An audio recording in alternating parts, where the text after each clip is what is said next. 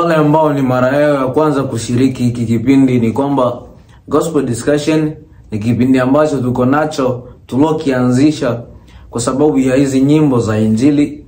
Kuna wapendwa, kuna watumishi ambao wanaimba nyimbo ambazo ndani yake kuna message nyingi ambazo ziko vizuri.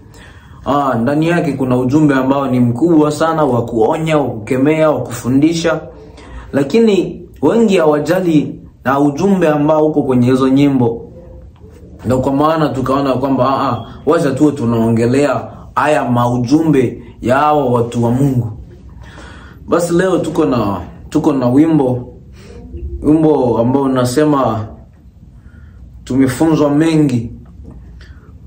Wimbo ambao unasema tumefunzwa mengi, wa kwaya ya Injili. Hii ni Injili Kwaya USA. Ndio wimbo ambao leo nataka tuongelee. Yes. Wimbo kutoka Injili Kwaya USA ndio nataka tuongelee. Wimbo wao wa tumefunzwa mengi. Ndio. Natamani uwe pamoja na sisi.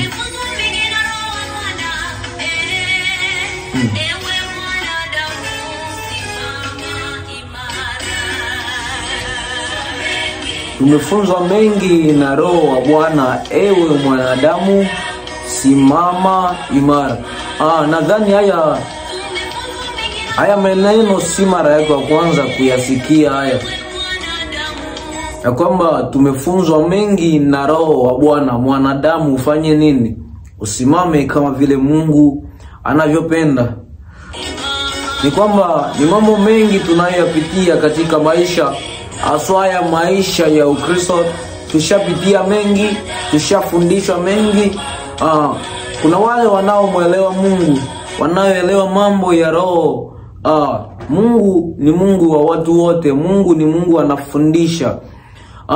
Sisi tulijuaje habari za Roho? Roho ni Mungu katika utendakazi wake.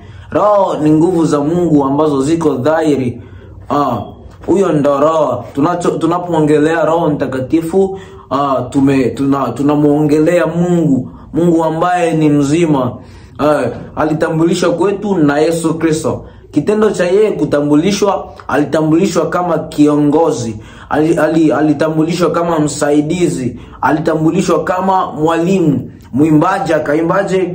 Tumefunzwa mengi na Roho wa Bwana. Sasa kupitia yale ambayo Roho wa Bwana ashakufundisha, usimame imara. Ndio tunaendelea na wimbo wetu. Mwimbaji anaimba ya kwamba siku hizi ni siku ambazo ni za hatari. Wahenga walisema ya kwamba mwanzo wa mvua ni nini? Ni mawingu. Tunapoangalia nyakati ambazo tuko nazo, ni nyakati ambazo ni za jioni, ni nyakati ambazo mambo hayaendi, ni nyakati za siku za mwisho. Paulo alisema kwamba nyakati za mwisho kutakuwako nyakati za hatari. Watu watajitenga na imani. Upendo, siku za mwisho upendo utapoa. Na kweli tunapoangalia kipindi ambacho tuko nacho, ni kipindi ambacho ni cha jioni kweli kweli, kiasi kwamba upendo umepoa. Siku za mwisho wengi watajitenga na imani, wakisikiliza roho zinazodanganya. Ndio hizi siku ambazo tuko nazo. Hata kanisani tunao wapendwa ambao hawaeleweki tena. Katika familia zetu kuna watu hawaelewani. Watoto wa baba mmoja hawaelewani. Huyu hapendi kusikia sauti ya huyu, huyu mwingine naye hapendi kusikia sauti ya huyu. Utasikia mwingine anasema kwamba dada wa ole shikiongea na Kelongi. Sababu tu kuna jambo lililopitikana hapo. Yesu Kristo akasema kwamba mlionapo chukizo la uharibifu limesimama pasipo lipasa, asamaye na afahamu.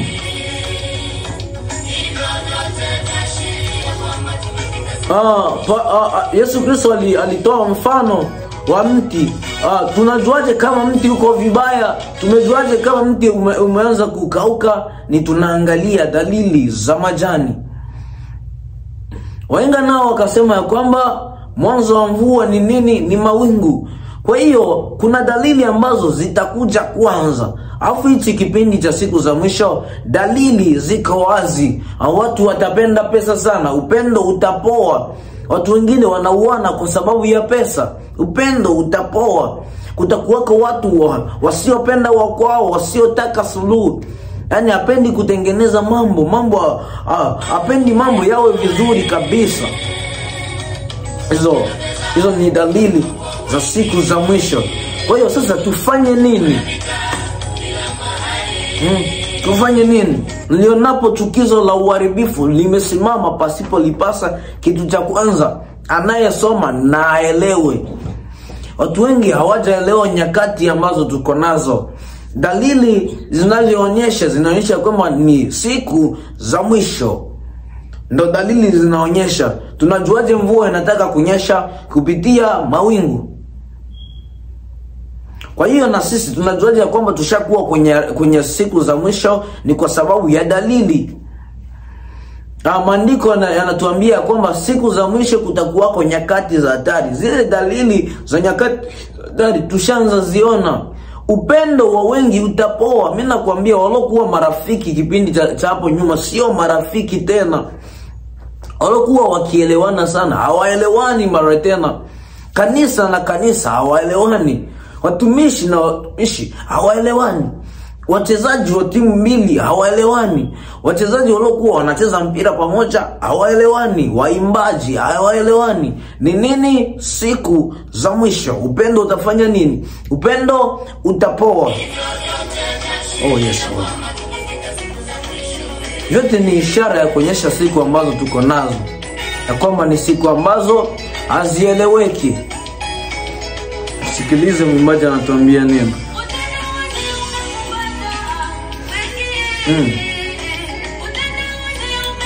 Utandawazi umepumbaza wengi. Nyakati na majira ambazo tuko nazo ni nyakati za hatari. Lakini sasa ni nyakati za hatari, imekuwa bahati mbaya watu hawaelewi nyakati ambazo tuko nazo, ya kwamba ni nyakati za shida. Kinachosababisha wasielewe, wako bize na dunia, wako bize na utandawazi. Kila kinachokuja wanataka waende nacho. Mkristo naye kila nguo inayotoka aende nayo. Kila kansemo kanako kuja duniani anataka aende nako. Ni kwamba sio kila nguo kila fashion inayotoka unatakiwa uende nayo. Sio kila neno maneno yanayoongeleka na watu ndo ya kwako. Wakristo tuko na uhuru, lakini uhuru ambao tuko nao ni uhuru ambao uko na mipaka. Heri mtu yule asiyekwenda katika shauri la wasio haki. Kwa hiyo sisi ni watu ambao hatuwezi tukaenda kwenye shauri la wasio haki. Lakini kuna wengine ambao wana uwezekano wa kuenda, kwa sababu wao hawana mipaka. Ni kwenda, hawana ile discipline, hawakuwagi nayo. Wakisikia kuna sehemu ambako mtu anatetwa, wote watatetana hapo. Kisikia kuna mtu ambaye anatakiwa kupigwa, na wewe unajiingiza. Haiko hivyo mtu wa Mungu. Dunia ambayo tuko nayo, dhambi imekuwa ni kitu cha kawaida. Dunia tulionayo, dhambi imekuwa ni kitu cha kawaida. Tangu dunia kuumbwa mpaka leo, moja ya kitu ambacho akipogo cha kawaida mbele za macho ya Mungu ni dhambi. Kipindi hichi kila kitu kimekuwa cha kawaida kabisa. Watu kutembea uchi, wao wanajiona wako vizuri. Hadi madada wanakunywa pombe, wanajiona wako vizuri kabisa. Vijana wenzangu wa kiume unakuta anatoboa masikio na anajiona yuko vizuri. Kila kitu imekuwa kawaida. Kila kitu imekuwa ni kiko halali. Haiko hivyo ndugu zangu. Haiko hivyo. Mwanaume hautakiwi kusukwa. Unapoanza kusukwa sio kawaida. Kuna kitu ambacho hakipo vizuri sehemu fulani. Mwanaume ushaanza kuweka mahereni, kuna kitu ambacho kiko vibaya sehemu fulani. Kitu gani kikupelekee mpaka uanze mtoto wa kike anaanza kunywa pombe? Tunaona hata wengine washaanza kuvuta sigara. Unajiuliza kwamba hii ndo akili gani? Kumbe ni nyakati ambazo tuko nazo. Watu wamekuwa busy. Watu wamekuwa busy na dunia. Afu hata wanaoenda kanisani na wasioenda kanisani hawaeleweki tena. Haieleweki kwamba huyu ndo anaendaga na huyu haendagi kanisani. Mwimbaji akaimba kwamba sababu ya haya yote ni kwamba ni ishara ya kwamba nyakati ambazo tuko nazo ni nyakati za mwisho. Na asomaye afahamu. Ni kwamba anayeona haya mambo yote yanayoendelea hapa anatakiwa kuelewa kinachoendelea duniani sio kitu cha kawaida.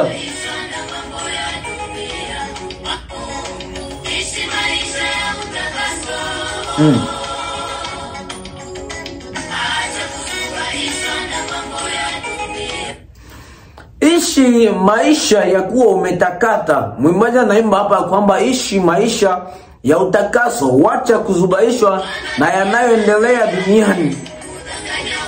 Maana dunia itapita na mambo yake yote itapita. Na kinachoonyesha itapita hii dunia, kitabu cha Isaya 24:19 pale tunaenda kuona kwamba dunia itaanguka. Maana dunia kuvunjika, imevunjika sana. Dalili zinaonyesha kuvunjika kwa dunia, anguko la dunia. Dalili zinatuambia kwamba hii dunia hii inaenda kuanguka. Dunia inalewalewa kama machela na mzigo wa dhambi zake umeielemea, na hiyo itaanguka wala haitainuka tena. Kwa hiyo tujiishi, tukubali kuishi ndani ya Yesu Kristo. Tukubali kufinyangwa na huyu Yesu Kristo.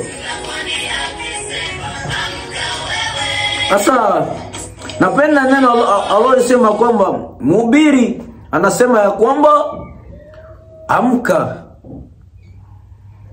Nami nataka niseme ya kwamba kaka yangu, dada yangu, amka. Angalia majira ya ulimwengu yanakuambia nini, kwa sababu majira yanakuaga na sauti. Yanayoendelea duniani yanakuambia nini? Dada yako alikuwa ni msichana mzuri nyumbani kwenu, leo ashaanza kunywa pombe. Hayo yote yanataka kukuambia nini, mtu wa Mungu? Watu walokuwa wa kanisa hawaendagi kanisani tena. Yote hayo yanakuambia nini, mtu wa Mungu? Dalili ambayo tuko nazo ni nyakati hizo, ni dalili ambazo ni za ovyo, kwamba ni nyakati za mwisho. Amka, utoke kwenye usingizi wa kiroho. Wewe sio kipofu, unaona yanayoendelea duniani ni mambo ambayo yanatupeleka sehemu ambayo haiko vizuri. Maandiko yanasema kwamba Mungu hafurahi kufa kwa mwenye dhambi. Mbinguni kuna sherehe kubwa, kuna furaha juu ya mtu mwenye dhambi mmoja alokubali kutubu. Hivyo basi, kama ungali unaishi kwenye dhambi, na dhambi sio kitu cha kawaida mbele za Mungu, jiangalie, piga hesabu ya maisha yako. Kuna mtu mwingine yeye hapogo na mambo ya Mungu kabisa. Maandiko yanasema kwamba wewe umelala, unatakiwa kuamka. Inuka uangaze, kwa kuwa nuru imekujia. Si kwamba nuru haipo, kuna wewe ambaye umelala bado. Amka, tuendelee na huyu Mungu wetu. Mungu wetu unasemaje?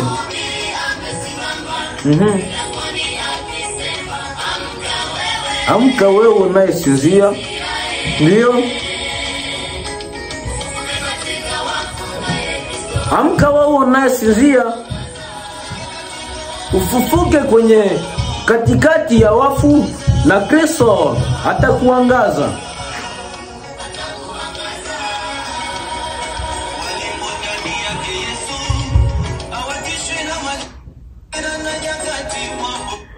Walimo ndani ya Yesu hawatishi na nyakati pamoja na majira. Maandiko yanasema kwamba hata imekuwa mtu akiwa ndani ya Kristo amekuwa kiumbe kipya. Ni kwamba unapokubali kuwa mtu wa Kristo, unapokubali kuwa kumfuata Yesu Kristo, kuna majira ambayo utakayoingizwa ndani yake. Kuna nyakati ambazo utaanza kuishi kiasi kwamba hautakuwa unabebwa na ya dunia. Ndio kwa maana nakwambia kaka yangu, dada yangu, inuka uangaze. Mtu mwingine ashabebwa na dunia kiasi kwamba anatamani kuacha pombe, hapendi kuacha, yani haiwezekani tena kuacha. Pombe ishatawala mwili wake. Dhambi ishatawala kabisa. Alichokuwa anakipenda hakipendi mara tena, lakini kukiacha imekuwa ni ngumu sana. Kwa sababu ya nini? Amekipa nafasi kubwa katika maisha yake. Mungu hawezi akakuleta duniani kwa sababu uje kuwa mlevi duniani, uje kuwa mzinzi duniani, uje kuwa mwizi duniani. Mungu hawezi akakuleta kwa sababu hiyo. Hivyo basi turudi kwa Mungu. Tufufuke katika wafu. Biblia nasema ya kwamba wanaoishi ndani ya Yesu Kristo hawatahukumiwa, lakini wale ambao hawajamjua Kristo, wale ambao wanaishi maisha ya kutokumwamini Kristo, wamekwisha kuhukumiwa. Kwa hiyo wanatembea na hukumu. Kuliko kutembea na hukumu, jielewe ndugu yangu, njia ni moja tu, ni kukubali Yesu Kristo kuwa Bwana na Mwokozi wa maisha yako. Hayo mengine maandiko yanatuambia kwamba Mungu atatuzidishia. Tafuteni kwanza ufalme. Ni vizuri kufanya mambo yako, ni vizuri kutembea, ni vizuri kuongea, ni vizuri kufanya mambo yote, lakini yote tunayoyafanya yasiguse uhusiano wetu sisi na Mungu.